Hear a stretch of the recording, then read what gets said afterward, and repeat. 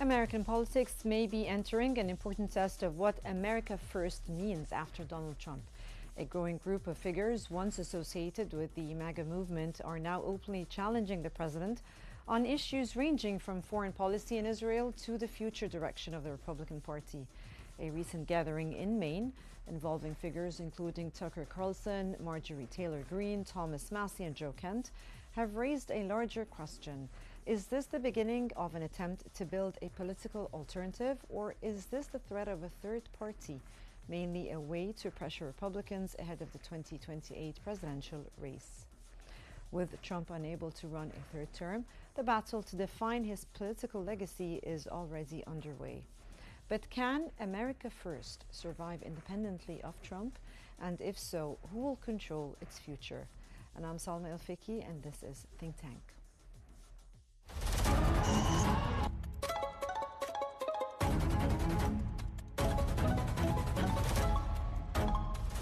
Our world is becoming unhinged.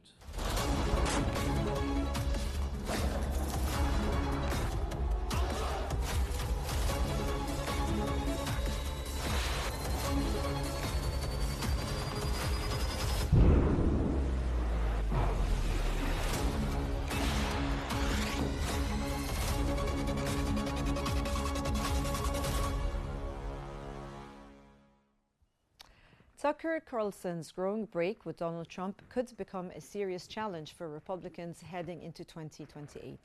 A recent gathering with Marjorie Taylor Greene, Thomas Massie, and Joe Kent, followed by Carlson's 10-point political manifesto, has fueled speculation about a possible third-party presidential bid.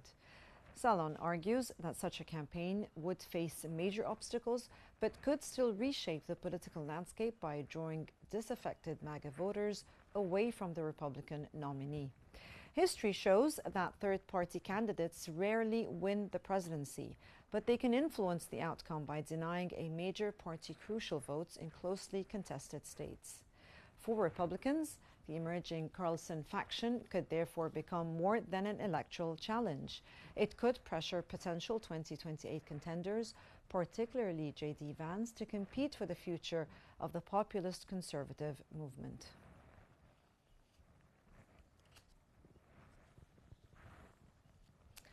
A growing rebellion within Trump's America First coalition is raising questions about its future.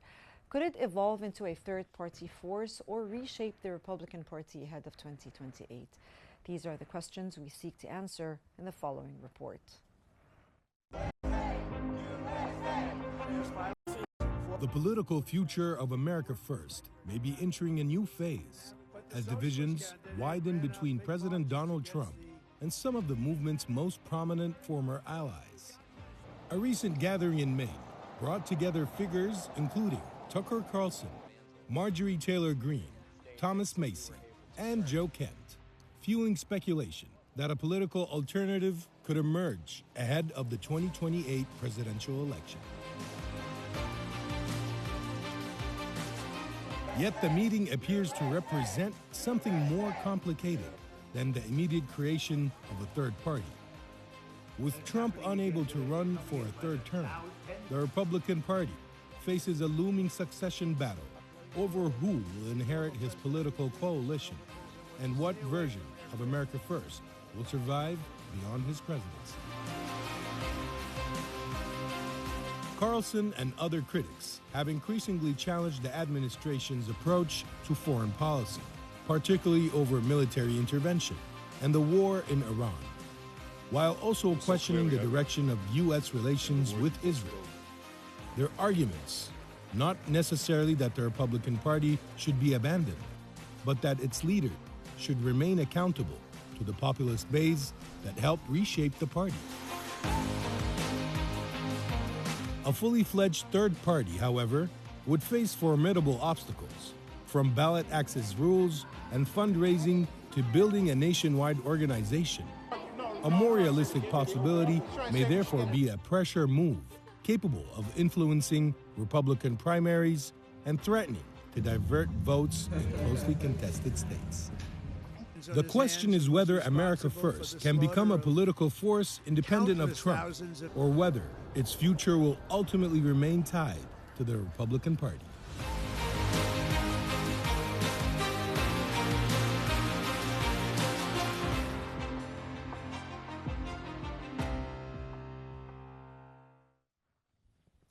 The main meeting brought together prominent America First voices challenging the Republican Party's direction, particularly on foreign policy. Yet creating a viable third party requires organization, funding, candidates, and ballot access. As the GOP looks towards 2028 and a post-Trump future, the gathering could signal a new movement or pressure Republican leaders to retain this influential electorate. For more analysis, we are joined from Washington by Mr. Justin Thomas Russell, the Executive Director of the Global Foreign Policy Center, and from Washington, D.C., Mr. Matthew Vadum, the author and journalist. Welcome, gentlemen. Thank you so much for joining me here today. And I'm going to start with Mr. Russell. How significant do you consider the main gathering in understanding the current divisions within the America First movement, sir? Good to be with you, Selma, as always. Look, I think it's insignificant. I think it's just a bunch of the usual MAGA or disgruntled MAGA crowd that is starting to make some noise. The reality is that the U.S. political system is not set up for a third political party. It's never been successful. If the Republicans that are at that main meeting think that this is going to benefit a Republican candidate in 2028, let alone having any sort of help to the Republicans coming from underwater here in the midterms coming up in November, well, they're grossly mistaken. We've seen this in we've seen this when Ross Perot came in as a third party candidate, and it cost George H.W. Bush the election. Bill Clinton won. We have seen this time and time again.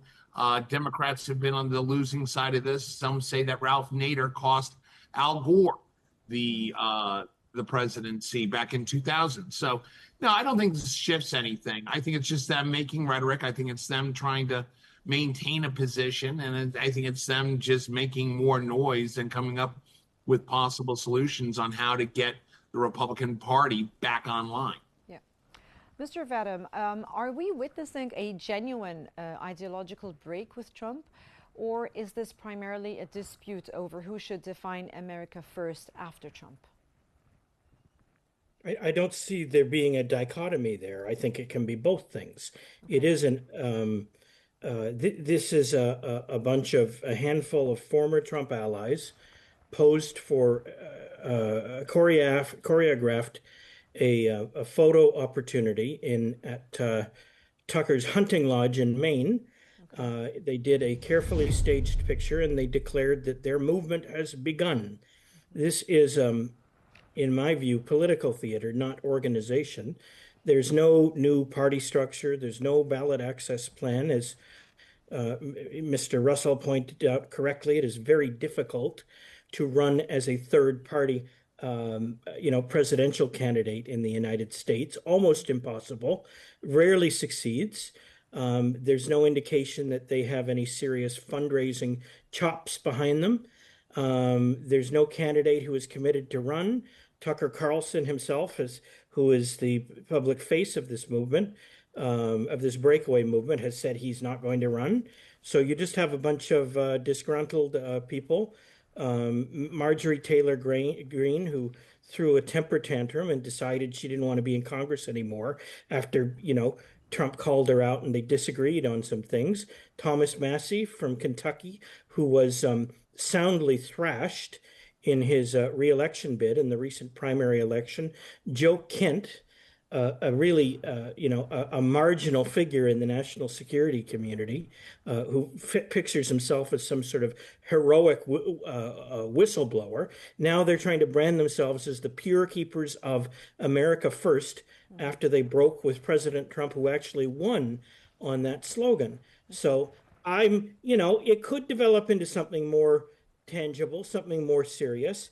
But right now, it's just a bunch of social media influencers making a lot of noise and getting a lot of attention on X, the former Twitter, and causing a stink. Whether it actually amounts to much in the future remains to be seen. Yeah. Mr. Russell, what issues appear to be creating the deepest divisions between Trump and some of his former MAGA allies' foreign policy, Israel, Iran, immigration, or the role of government, do you think? Oh, Selma, I wish we had another hour to go over that. That list is long and very detailed. You talk about, President Trump violated his promise never to get the U.S. back into overseas foreign quagmire wars, particularly in the Middle East. Well, that's kind of gone out the window. Not only did he get involved, he started, and that's got MAGA a little bit offset.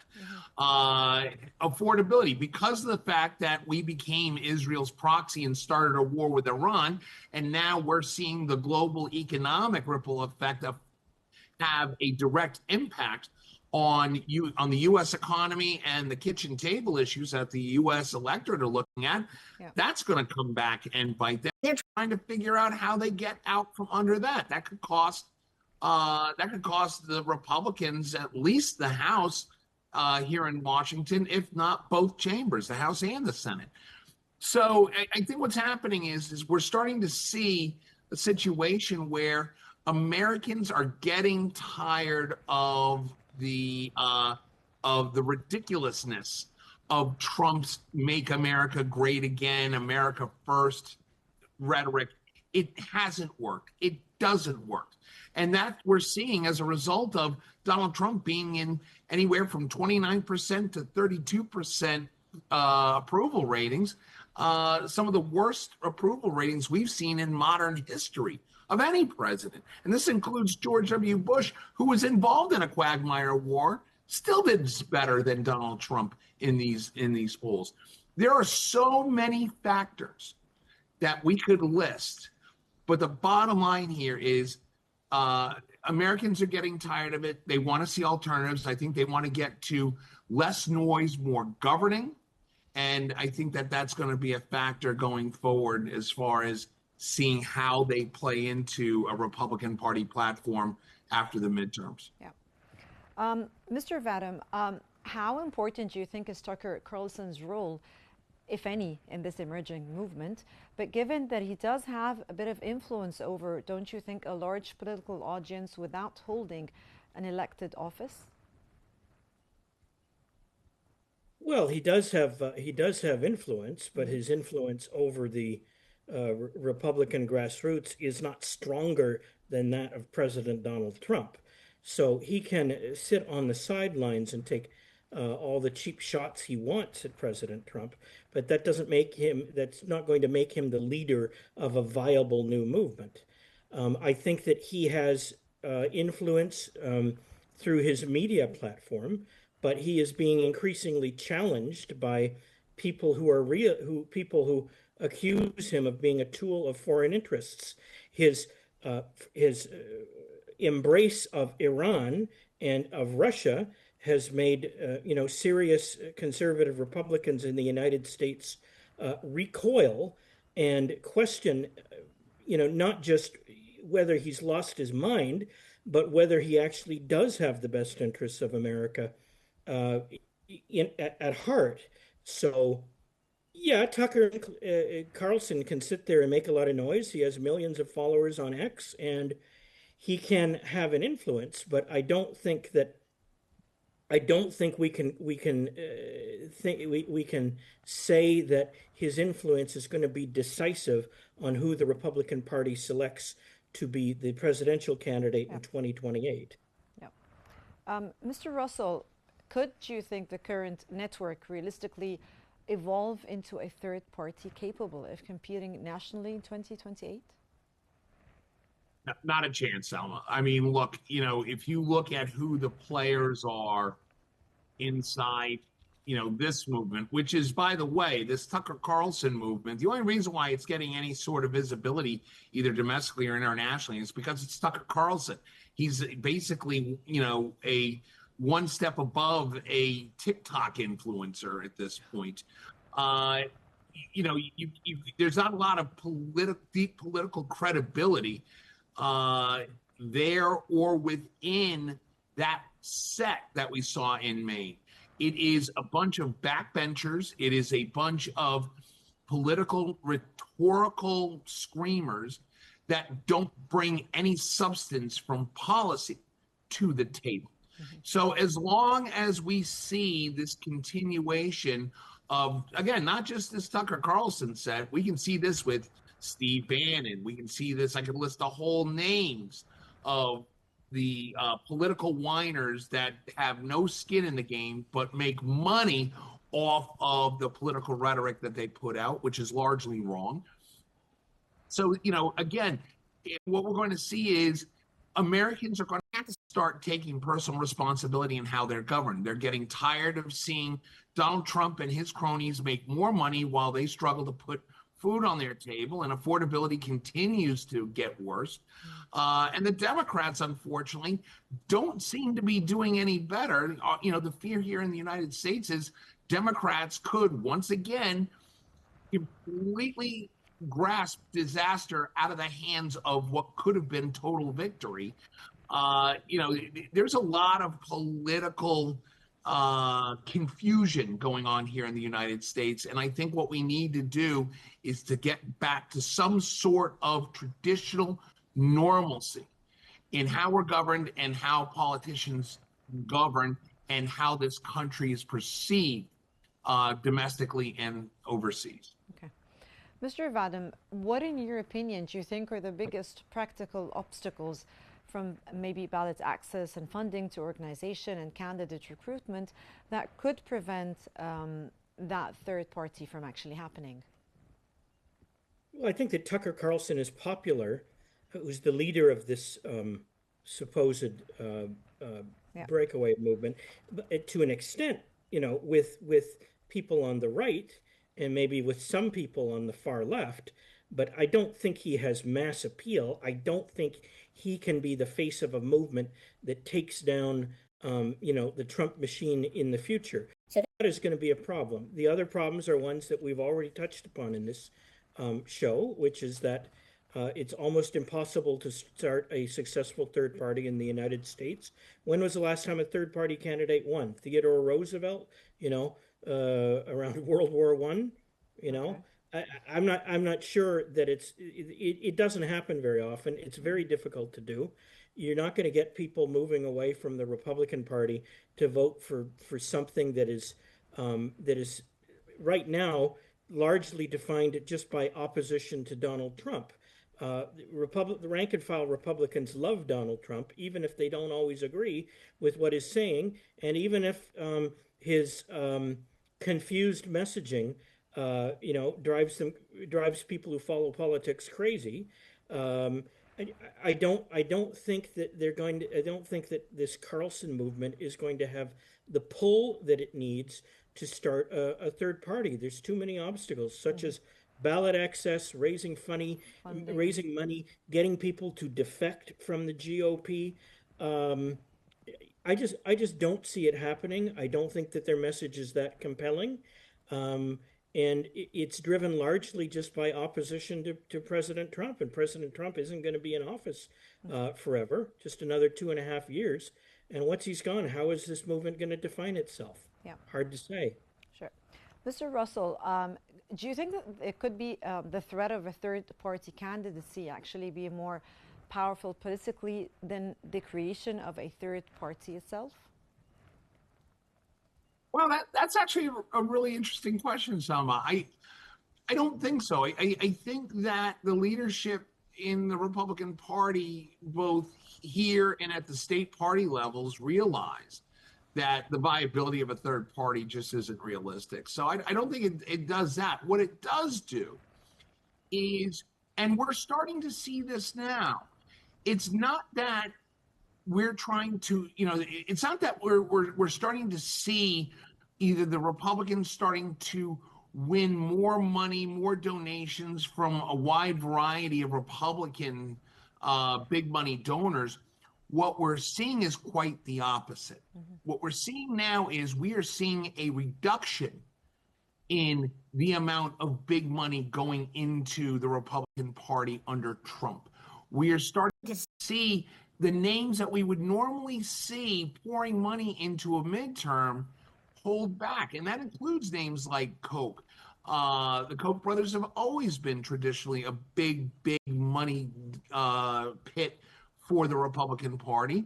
And they have toned back because of their conflicts with Trump policy, which conflicts with their own interests. That's just one big example. We can go into a whole litany of other examples where big Republican money is starting to hold back. That is the biggest threat, not a third party drawing away support or money. It's how does the Republican Party get money back in to counter this kind of mess they've created over the past 18 months? Well, Mr. Vadim, if an America First candidate captured only just a few percentage points in key swing states, do you think that could fundamentally change the 2028 presidential race to that extent, or not really? If a few of these new America First candidates were to capture a few seats in a few states, would that have a difference? Sure. Yeah, absolutely it would. But, would it be an insurgency within the party, like the Democratic Socialists of America, the operation that they're running right now in the Democratic Party? Maybe, but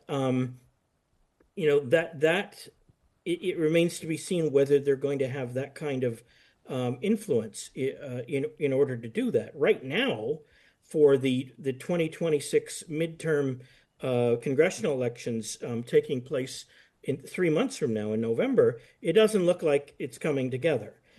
Right now, you're going to have a regular sort of slate of candidates, and people who are opposed, Republicans who are opposed to Trump have been for the most part wiped out at the ballot box during primary season. So I don't know that it's going to happen. And something that I meant to mention earlier but neglected to is a lot of people have forgotten about this third party movement, among Republicans from 1 year ago. Remember, just a year ago, Elon Musk was upset that he was not getting the government spending cuts, programmatic cuts that he wanted done through DOGE, Department of Government Efficiency. And he promised, he's had this very public blow up with Donald Trump and, called him names and accused him of having ties to the late Jeffrey Epstein, sex offender, and so on. And there's this big blow up.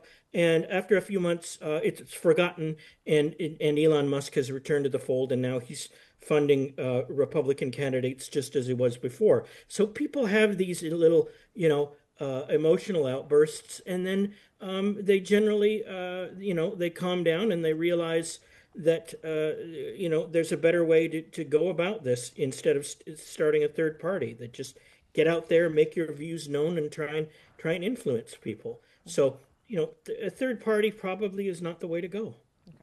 Mr. Russell, with Trump unable to seek third term, how important is the battle over who inherits his political coalition? I gotta believe, and the indications I start to see is that, the MAGA movement dies with Donald Trump. Once Trump goes away, we start seeing those that became prevalent kind of go back into the shadows of political obscurity. We start seeing more the traditional, even if J.D. Vance or Marco Rubio were, if either one of them were to get the Republican nomination for 2028, I think we would start to see a return to regular order than the political chaos and street fighting that we see today. So I don't think that there's anybody that's going to be able to or really want to take the torch and and stand up on the pedestal to take the lead on a MAGA America First. Look, America First doesn't work. We're seeing that now. And that's going to continue to get worse the more and more we continue to see basically amateurs starting to do everything from foreign policy or trying to do this smoke and mirrors shell game economy that they try and push as being successful. So again, I think this dies with Trump leaving office. Yeah. And I think his kids aren't going to be able to take it because I think America's punch drunk from the Trump era. Yeah. Mr. Vadim, I'm just going to mention and take the two names from Mr. Russell. He just mentioned J.D. Vance or Marco Rubio, and we got to hear his opinion. What do you think? Would they successfully unite the traditional Republican establishment with the populist America First base, do you think? Well, I think in terms of uniting the populist elements of the GOP base, J.D. Vance, Vice President Vance, has an advantage there, which actually doesn't make me happy personally. But he would have a very good chance of keeping those people on board. And it's largely, personality driven, and the fact that he is Trump's man. And that he's viewed as a natural successor to Trump, though J.D. Vance has a lot of problems. Marco Rubio could be good. He has been viewed as a rock, as a conscience of the Republican Party, as Secretary of State, and he's done impressive work there. And a lot of people view him as a strong figure, and they look to him for inspiration. He has problems with the base in that he was a very strong advocate in the past of immigration amnesty, which is not popular among any Republicans, except for some of the, pro-business, moderate to liberal-leaning Republicans. So I think both could do this. Marco Rubio would be doing this on the basis of his association with Trump and then the basis of his strong performance as Secretary of State. But I think in terms of actual, populism, nourishing this populist beast, and I mean harnessing this populist beast, I think J.D. Vance clearly has an advantage there. Okay. Mr. Russell, what would Republican and presidential candidates, in your opinion, need to offer this increasingly independent-minded, the MAGA electorate, to prevent it from moving outside the party? I got to tell you something. I don't think they need to focus on this MAGA base, quite frankly. I think what we're seeing is, look, let me just be perfectly clear.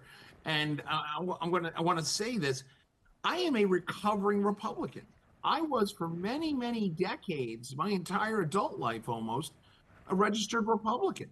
I left the party in 2015, 2016 because of this MAGA movement, getting away from everything from the Baker Doctrine, soft power affecting our foreign policy, to sound economic practices in the way that we are governed, protection of constitutional rights.